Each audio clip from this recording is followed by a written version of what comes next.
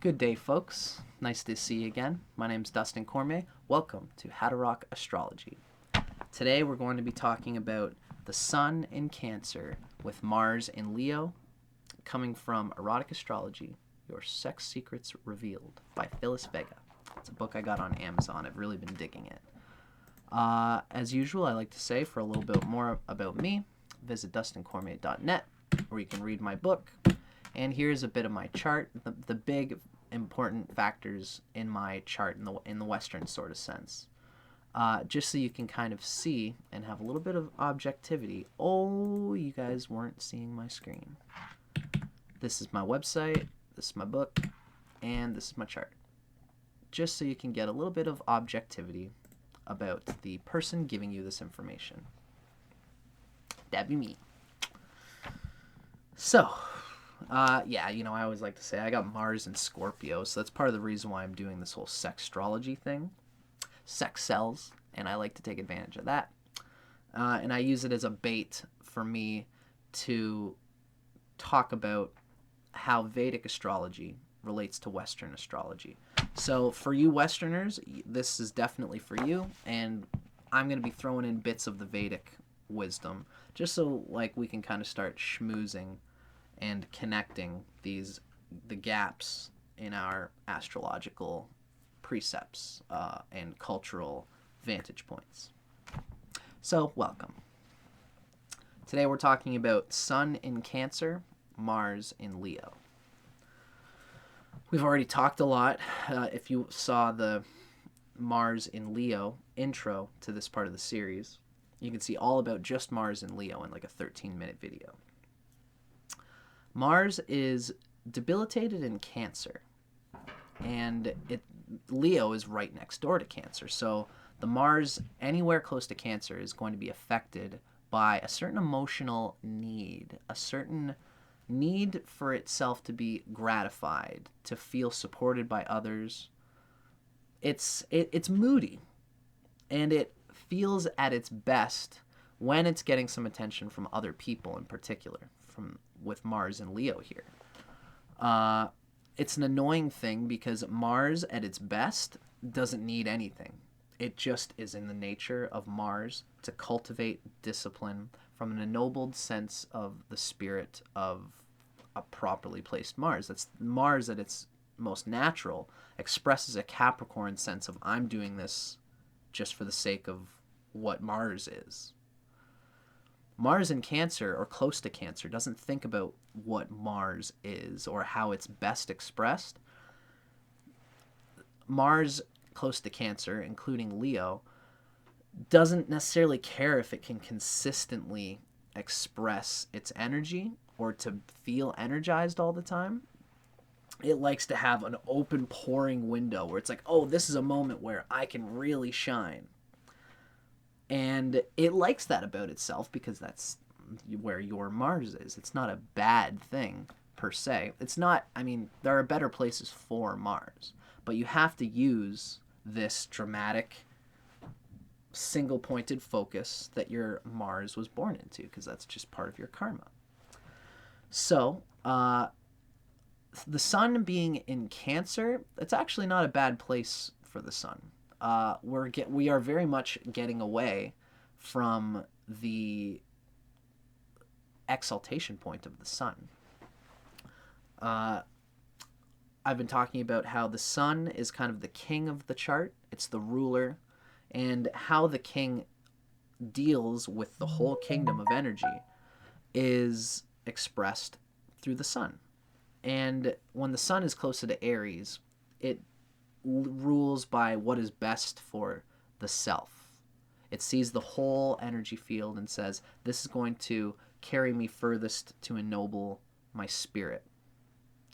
When the Sun is in Cancer, it's like a very fat sun energy because there's a summer solstice.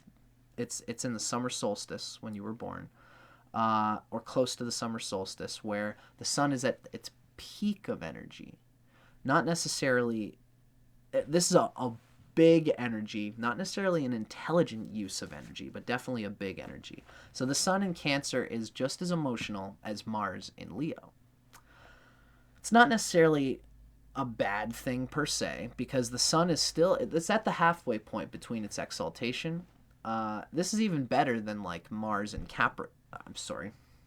This is even better than the sun in Capricorn. The sun does good in Cancer. It's good friends with the moon, which rules Cancer.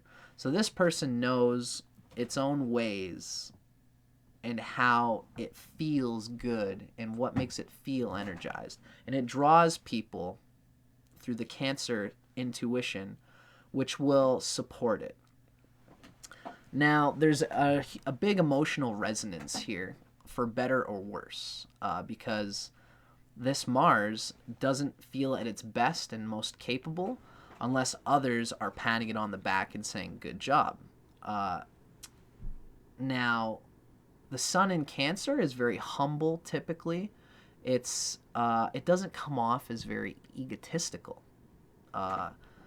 Although it can be needy, and it can be a sort of like a quiet sort of like way of muting itself for the sake of the other lover. The Mars in Leo here, though, will have a glamour to it. Especially Cancer can even be glamorous, you know? So there's like a constant front of looking cool, putting the sunglasses on and being like, all right, you know, this ain't so bad. Although they might freeze out occasionally. They might restrain themselves emotionally until they have a partner or somebody who is purring and, like, you know, making the kitty purr, being close to them. Ooh, you are so loving and you're so great. You know, when this person has somebody telling them that and they feel a closeness to the person, the Mars in Leo wants a devotional, ardent, passionate, romantic closeness.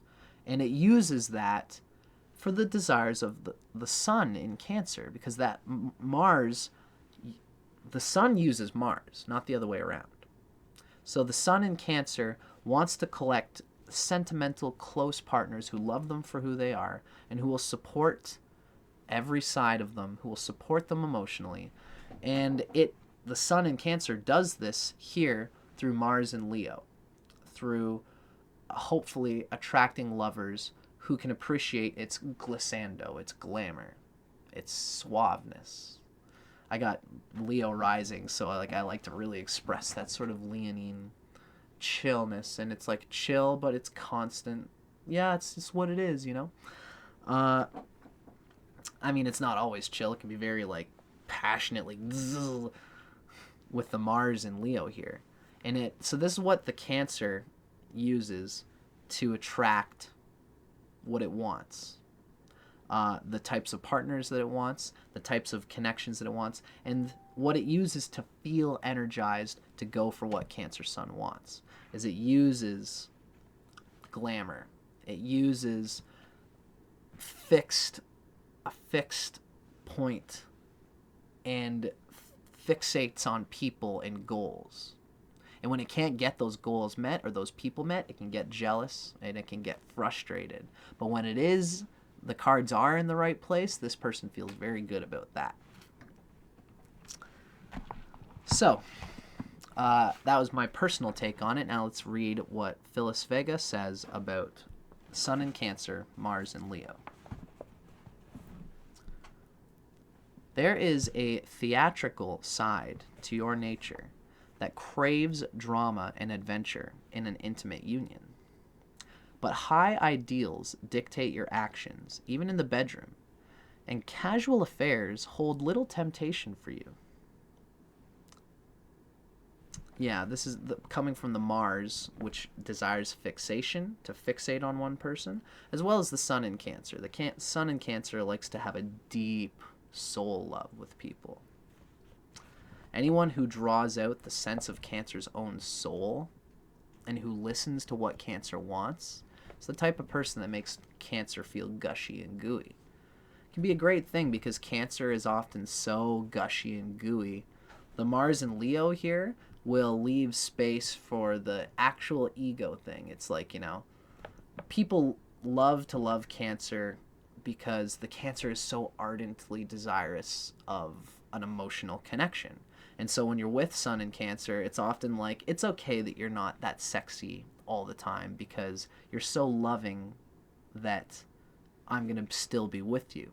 But this is a Cancer because Mars is in Leo. Anyone who falls in love with the Cancer and has like a water vibe, who loves the Cancer, but who also has a fire vibe, will be glad to know that not only is this person mushy and affectionate, but he or she also likes to look good and cool to social circles and tries to be glamorous and doesn't miss out on that part of the ego, you know, in the positive sense.